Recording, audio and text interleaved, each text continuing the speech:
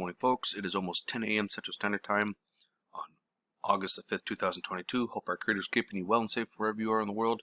Please make sure to hit that like button and share this across other platforms so that we can let people know what's going on out in our solar system. If you happen to be new to the channel, please make sure you hit that subscribe button and notification bell in case we have any critical future updates.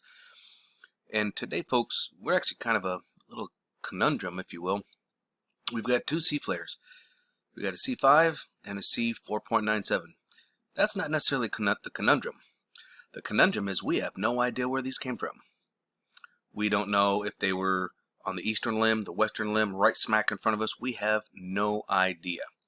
And the reason for that is because SDO will come on over here, spaceweather.com, data outage alert. Images from NASA's Solar Dynamic Observatory, SDO, are temporarily unavailable as technicians rush to repair a broken fiber optic cable linking SDO's White Sands ground station to Stanford University. Meanwhile, amateur astronomers are photographing the sun, seeing several new sunspots, which is definitely happening. So we'll actually kind of scroll down here and you can see all the sunspots. So we don't know where it came from. We don't know if it came from here, from these two guys. We don't know if it came from here, or, well, we got a pretty decent sized sunspot right over here. We don't know where that came from. And that's a problem, in my opinion.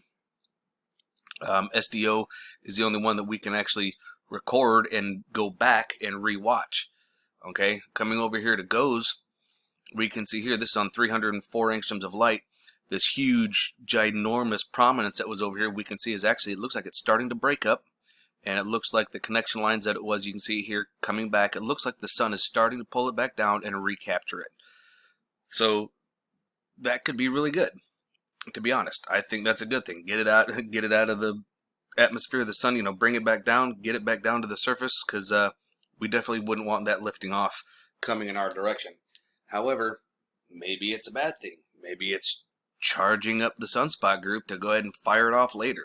Who knows? Although I don't think so, nothing would surprise me these days. But it does look like it is much smaller, so if you watch my video from last night, you'll see that this thing was way bigger and way thicker. I mean, it was like from here to here. It was super thick, super big from top to bottom. And it is definitely thinning out. You can see the sun is starting to pull it all back down. So, whew, we might have just dodged a bullet there, folks. Coming over here to solar ham, looking at stereo head, EUVI, 195 angstroms of light. Now, don't forget, this is stereo head, so the eastern limb is like right in this area, okay? Look at the size of this sunspot group. This is just massive. And so is this one. So these things are about to be coming around the bend and earth facing here. Probably by Sunday, I would assume, we'll be able to see a real good chunk of this, and we'll be able to see how large those coronal holes are. Or not the coronal holes, but the sunspot groups. The umbra, the nice developed sunspot. We'll be able to see them a lot better by Sunday.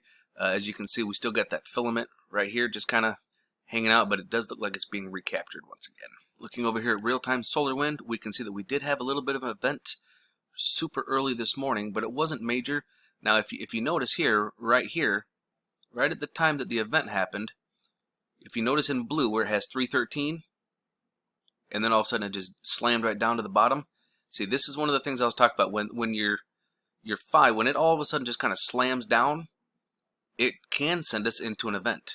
Okay, this could be from a little whistle or a little whipple, if you will, of the leaving solar winds that we had arrive. I mean, that were kind of shooting past us because we were on the north side. Remember that coronal hole that was on the south side? As we're starting to come back down across the equatorial plane, there could be a little bit of remnants of that solar wind. So that could have sent this spiking down and put us into a little bit of an event. It's not anything major, though. We only got to barely -7, and you can see our density didn't really move that much. Speed didn't really move that much, and neither did temperature. So it's just one of those little flips. It just flipped around and sent us into an event. Now, if you look up here, we had those flips too. See this? It just flips down, but it did not send us into an event. No event whatsoever with any one of these flips. But for some reason this one, and I think it was because it went up. It went up a little bit to the 333, I think it was. Yeah, right up here. If it'll let me get to it. Right. Yeah, it's not gonna let me touch it, but it got up pretty high, and then it just bam. Next one, it just slammed negative. So yeah, I think that's what caused this. But that's just my own personal opinion. because I don't see anything else. I mean, you see I mean, the plasma didn't even get to 12. So there was really no plasma to speak of. Speed was slowing down. Temperature was coming down. So odds are it was the phi flip. Couple things to notice over here. We're going to look at LASCO C2, and we've got an eruption. It looks like we can see where some form around 2 o'clock a.m. around 1 o'clock a.m. Looks like between 48 and 125, which is interesting, isn't it? Everything else is 12 minutes, and then we get to from 48 minutes after midnight to 125 in the morning. There was an eruption, and we can see it coming off the eastern limb. Now this right here, this circle is the surface of the sun, okay? And this is the occulter disk that's covering it, so that way we can actually still see the light and still see coronal mass ejections. And it looks like it came off of the eastern limb, so it came off of that large sunspot group. That would have come off from this guy right here. Okay? Now we're back over to Solarham. This is the sunspot group, because if you look at the placing of it, it looks like it would have came off right here. So yeah, in this active region, this is coming around at us. So that's going to be fun. Not to mention we got that large prominence up here. So yeah, we'll see how this is looking on Sunday, folks. Woo! And coming back over here to ISWA, we're going to take a look at stereo ahead. Check this out, you guys. So we've got 084 at 2053, right? Then all of a sudden we go to today's date at 1053. That is 14 hours exactly of missing data. What? And we missed this explosion, this eruption. Why? What happened? What's going on here, folks? I don't get it.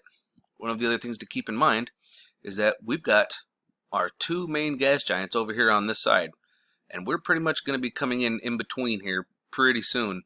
And Neptune is another, if you want to consider it it's a gaseous planet that we know of, Neptune, and they're in retrograde. Pluto's in retrograde as well. In fact, Eris is in retrograde.